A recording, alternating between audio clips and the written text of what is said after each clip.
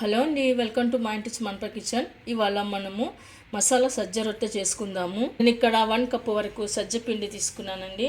మనం ఒక బౌల్లోకి వేసుకుందాము. ఇప్పుడు మనం మసాలా కోసం ఒక మిక్సీ జార్ తీసుకున్నాం. అందులో 4-5 పచ్చిమిర్చి, అల్లం వెల్లుల్లి వేసుకుందాము. నేను ఇక్కడ మిక్సీలో వేయలేదండి, రోట్లోనే వేసి కచ్చాపచ్చగా దంచుకున్నాను.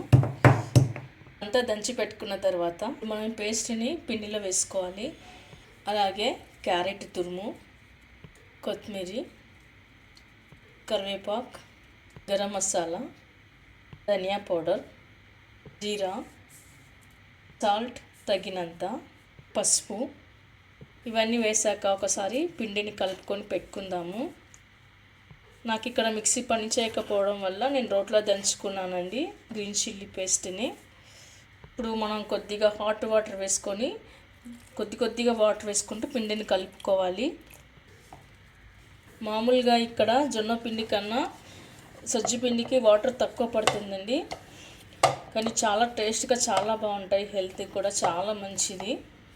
అంతా తడిపి పెట్టుకున్న తర్వాత 2 నిమిషాల పాటు పక్కన పెట్టుకుందాము.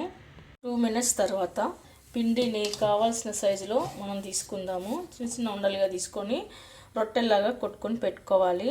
ఇదంతా బాగా రుద్దుకొని పెట్టుకున్న తర్వాత నువ్వులలో మనం పిండి ముద్దని అద్దుకోవాలి.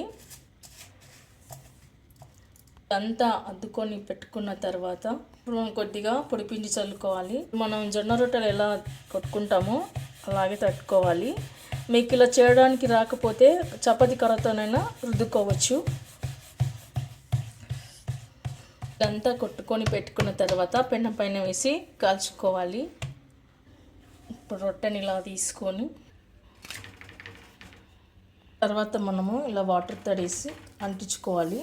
ఇదంతా రుద్దుకోవాలి. మనం అంటించిన వాటర్ తడి అంతా ఆవిరయ్యాక మనం తిరిగేసుకొని పక్క కూడా కాల్చుకోవాలి. రొట్టెలకి ఏ కర్రీ అవసరం లేదండి, అలానే తినేయచ్చు. అంత టేస్ట్గా చాలా బాగుంటాయి. మీరు కావాలనుకుంటే గ్రేవీ కర్రీలు చేసుకోవచ్చు.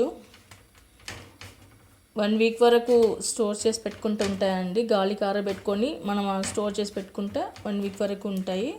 రొట్టెలు మాత్రం చాలా టేస్ట్గా ఉంటాయండి, చాలా బాగుంటాయి ఇవి. ఇప్పుడు ఇంకో పద్ధతిలో చూపించబోతున్నానండి.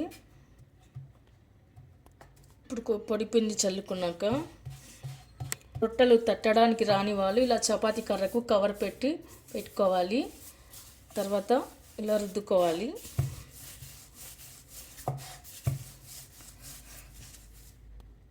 మనం ఎక్కడన్నా ట్రావెల్కి వెళ్ళినప్పుడు కూడా ఈ రొట్టెలు చేసి తీసుకుపోవచ్చండి. అంత బాగా టేస్ట్గా ఉంటాయి, పాపల్లాగా చాలా బాగుంటాయి ఇవి. రొట్టెలు రాని వాళ్ళు కూడా చాలా ఈజీగా ఈ పద్ధతిలో చేసుకోవచ్చు. ఓకే అండి, ఇది కూడా ఆ రొట్టెలాగే కాల్చుకొని పెట్టుకుందాము.